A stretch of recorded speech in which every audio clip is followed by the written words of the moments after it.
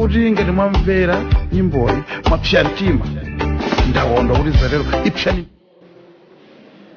Welcome back, and it's 9 minutes past 12 pano pa kanema wa Rainbow. Tinafotokoza kuti tibwere tilankhule bwinobwino zokhudzana ndi mmene afotokozera achilima amene ali a vice president dziko lino komanso ndi a president a chipani cha UTM. Tisanabwere pano tinakambapo tiona zinthu zingapo zofunikira kwambiri zomwe timati mwina nkutheka kuti ziunikidwe komanso kukambidwa mu mndandanda wa zomwe achilima anakonza. Yes. Tinadziwa kuti pakambidwapo nkhani yokhudzana ndi Tonse Alliance. Yes. And we mentioned here kunena kuti nalero no run away soldier. And there's no run away soldier. Wasathawa lero. Yes. Ndezaoneka kuti no kuthawa palibe. Koma kuli mfundo zambiri zomwe zakambidwa. Munene kuti kuli mkwiyo kwa ndinanisa nafike kumene ndimafuna mwina outlook yawo achakwera paka dali pano ikhoza kukhala yotani pa zimene alankhula achilima so far. ndikukhulupirira kuti atha kukhala okhumudwa on one hand. On the other hand ntakhala kuti ndiwowo ndiye kuti pakhale some food for thought kapena kuti walankhula munthuzi zina zozama ndithu tizipange bwanji pofuna kukonza zinthu kupita chitsogolo. I would look at it in those two ways. Wow. Now another question to you. Achilima wakulankhula kwawo agumula amanga kapena ayesera kugumula kapena kuyesera kumanga? amanga in the sense kuti ino ndine mwina sinapita kupeni kumano ndingofotokozadi zina mwa zimene achilima alankhula ma programs athu osiyanasiyana makamaka katsukuluza tifota tuone tinakambanso kuti tikukhulupirira kuti satsamira kwambiri kuzokuza ndi ACB anangokamba pang'ono nkuchokapo okay kumene akhala kwambiri ndi mgwirizano wa tonse yes and pazimene alankhulapa unalankhula Aubrey unena kuti chithunzithunzi chimene kuti chibwere atakumana atsogoleri a Tonse Alliance sichinabwere cholondola munalankhula choncho tinanena pano kuti komatu zimene akulankhula Kamuzu Wambo atinyenga ife we believe kuti kankwiyo kamene kakuoneka mwachilima yes that is asanalankhule lero kankwiyo kameneko ndizomwe akulankhula Kamuzu Wambo nzosiyana yes tikukhulupirira chilipo china chachikulu chomwe alankhulana kumeneko chomwe pa public domain safuna kuti nawere yes I believe amasulano tsopano apa achilima kuti kwathuku 2 years yapitayi sikuli bwino kumeneku kuli kudererana yes kulukulira mitima kumeneku kulira mitima kumeneku kuli kuatenga ena ngati kuti samadziwa kanthu kumeneku kuli kudererana komanso kuli mikwiyo and enough tinakhala chete kuti tisalankhuleko mukumbukira kuti kangopo konse akusakala ngakhale kunena kuti that time amakhala kuti ndima otsatira azipani za NCP ndi UTM pasipa kumagobala ndiye ngakhale kunena kuti achilima ndachakwera they are living a life of pretense moyo wa plastiki onamizira kungonamizira kumatonetsa ngati zinthu zili bwino yes zisali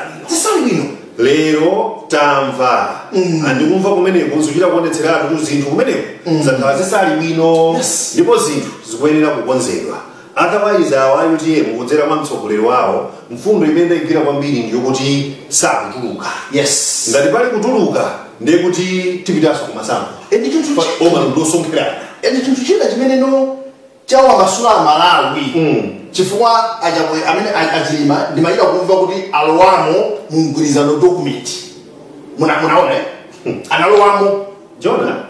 The sad part about this yes I think made money limodzi ninailamba yes kuti izi takhala tikunena mgwirizano wanu munamvana chani yes from the onset so amalawi amene akupatsani vote akhale akudziwiratu kuti so ulendo uno akutsogola ndachibwera yes 2025 azatsogole ndachilima zimene zimayenera kudziwa from the onset koma ufoti sizinanenedwe ndipo ndikukhulupirira kuti anyamata ena ku chipani tilekeze ku MCP kapena ku UTM zimene zisamazidziwa azidziwa lero amva kuwawa ndidanena uzopera pakati pabwera pano paka phwete na ndi phwete lochuka ndidanena kuti unatuona achilima probably he might not have serious problems kuna ndachibwera koma ma statements amene akhala machoka ku MCP unanomve speech yawo kumene anango kulephera kwachula mayina kuti awa ikubwereranji kuchokera pati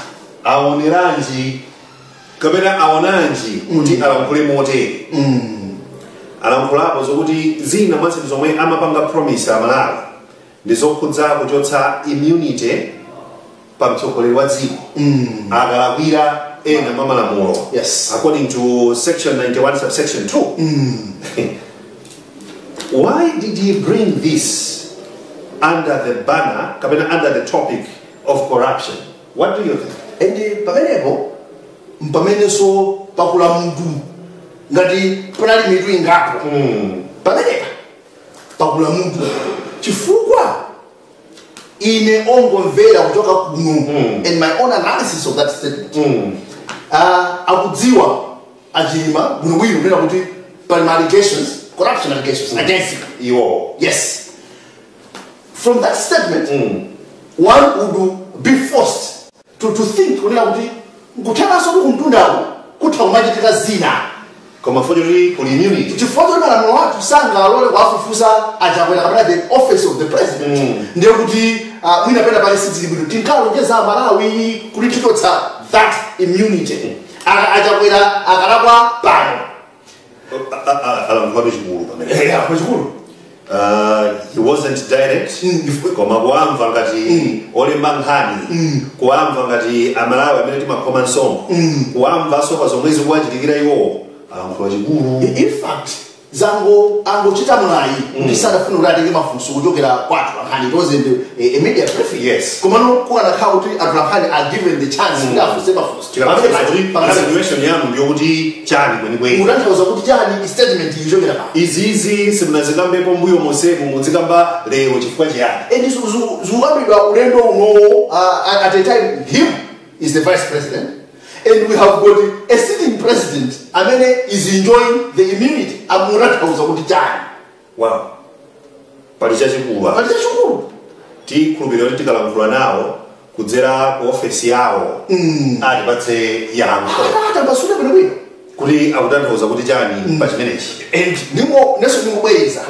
Zimene ankalonjezadi. And I think a president chakwera ondifunsa kuti akamamva zimene alankhula achilima azilandire bwanji. Is one of the campaign promises they made, including reduction ya trimming presidential powers. So zina ndi easy akutikumbutsa some of the forgotten campaign promises. Kulada alina kuti tufuna tichotse immunity on the president in issues of prosecution akauri alibori. Munamvapo atalankhulapo zokuti ACB tilole kugwira ntchito mmene ingagwirire even pa nkhani zokhudzana ndine. Yes. Anatero and I think ndinamvanso akuwapempha owatsatira ku UTM kuti no tend to alole ACB agwire ntchito yawo. Why did he mention this? Ndikukhulupirira kuti ndi chifukwa cha zomwe zinachitika Friday. Yes. Kuti panamveka maripoti kuti ukhala ngati ku anti-corruption bureau ma-officers akumeneko apita akapange question vice president nde kunadzadza anthu akuchipani kumeneko. Ineyo in the first place nditaona ndimaona ngati kuti chifukwa choti mwina atsogoleri athu onse akukumana nde mwina akufuna kumpatsa moralo wawo wasanapite kumeneko until we were getting those reports unconfirmed though kuti kunalinso mpaka mabouncer kumeneko. If it is about ACB, ukagwira ntchito mene akuyenera kugwirira, I think the vice president mene alankhulira it should be in that way. And owatsatira UTM asapange block a ACB in any way. Remember ACB inapita mpaka na kwachakwera. Yes, akakafusa mahali zokhudzana ndi kunokma. Zomwe zili ku court paka kalibana. Zitha kudzikamba kwambiri koma we know kunachuluka mayina ngati the principle this, the principle that and fineje etc. We are not going to go there because nkhani zimene zili ku court. Yes. Komano pempho limene apereka ku UTM I hope anzathu amene mmatsatira kwambiri UTM muchitsatire kuti ngati ACB afune kuwafunsa mafunso vice president chilole chikhale motero asachite mokhala ngati akuopsezedwa fazikhala ngati kuti no mukutchingira tsopano kuti chilungamo chisaoneke. Point ina mukumbukira timafunsa funso kuti kodi ngoyenera kuti tidziwe terms of agreement ya mgwirizano pano ngoyenera and unanga wina mkula dzikhale ndi ubwino wanji dzidzi chifukwa to me ndalafulaso mbuyo so ukufulumira tisanapite kumeneko tayamba ndi economy tati ambuita sanati masulire bwino pa corruption mwapaona bwanji out of 10 mwapatsa mapoints angati. Okay, corruption alankhula bwino chifukwa zina zimene anena kuti asakhazike kukhala fulo zimaka defend. I think he didn't waste much time kudzana ndi akaenda kuti akutiyeretsa mene baza sada zingambe and the emphasis yonena kuti ACB DCA igwire ntchito yokha. I loved that part and element yokhudzana ndi immunity kuti for quite a long time malamulo athu amakhala uteko. I agree ndifanenso kuna amalawada avutera kunena kuti munthu atha kumaba for the 5 years akungoba azonisa ndifufuza tidza mufufuza akadzatuluka akateronso ndiye kuti basi amalira imene which hunting kunjira kuira ine sinapange kena kale konse aku munkapwepwedza chuma cha boma pa nthawi yake. So on the corruption, I think Alanfla out of 10 I will give him at least 6. I'll give him 6. Okay, let's go to the core issue now. Yes. Because core issue, Tonse Alliance, mainly based on the agreement imene inalipo kapena imene ilipo pakati pa MCP ndi UDA. Yes. Tidayamba kale kulankhula kuti ukhanga kumeneko sikuli bwino. Yes. Tampala uku zinthu zasokonekera and zinasokonekera chabe kuti they have been pretending kuti all is well. Ndikumbukira pakatipa ena amachifika paka polemba kuti ayi mufuna mwandanithe awiriwa ambiri amene muli pansi unawiriwa amagwirizana ndi zina zotero koma mkulankhula kwawo amene tikumvera apa John hayi in fact because akuti ndi ma equal partners kulibe sokuti wina ngwamkulu na ngwamuno equal partners. yes. Pamene you will still hear from other MCP followers MCP in my MP ngati UDA kuti muifanizire ndi MCP which is a fact but zimene adagwirizana kusaina mukatenga kuti manambasi kunja kwanu omwe komano mbuku losaina munagwirizana chani alina bwanawe iwe ndine tose we are equal in terms of this marriage. So ngani iyi ndi pamene ndakondwa kuti eventually amalawi adziwa utopeza chakutupira pa mtimapa kutupa mudasainana zimenezo and I know this one is going to bring a backlash kuchipati MCP umene kuti kuchemekani. Have you observed kuti Pastor Tom Pastor Tom simuntu wamba hayi kuboma ndithu khanga tamanindira ulemu wampha nameneyo amene alina kuti achilima ndachakwera ali mpaka tifunda kumana ku chechi kwalichi kena akanda kumana kunyumba kwawo pamfumaniro amanje mwene ndamina amalina no akulu tabera ndamudzi simuntu wamba Pastor Tom soma sebe hayi Robin Loweso achula amene amala chombelea kutakwa kutabera ndamudzi. I'm surprised that today watu unoma zitenga kwambiri kuti nimalumikizira tsogole Nick Changwa sana choyilo mene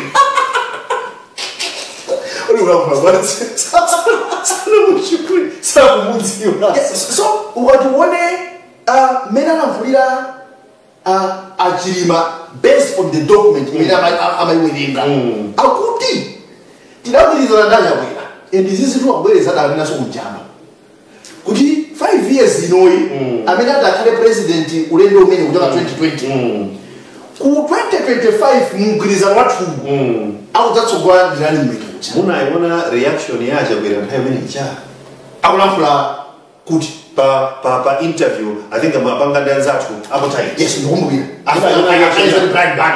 munaiona reaction yake sanali so sadalankhula zogwirika pamodzi banjiti wapemphe achakwera ku Malawi Congress Party yes atilankhule pa nkhani imeneyi. It's important akuluwa akunama kapena akunena zoona kuti adagwirizana kuti wina ayamba 5 years ino 5 years inayo adzapite chitsogolo nkutsogolera ndi winayo chifukwa izizi inendo kuti ndikusanza zoona kusakala lero lachingati ndi pa 1 July mumva masiku akubwera kuti ku Congress sukuli bwino call me a prophet of doom nkhani yemavuta but inene ndikuidziwira Congress ndi ma structures ake ngati anthu sada usito bwino awafunse kuti kudacha kwera mukuti if he didn't get it uku ndifake tinkanena kuti kuyambirira kumene amayenera kutiuza akuluakulu mukativotera iti agreement yathu ife ndiyotere timatere chifukwa chokuti nthawi ya DPP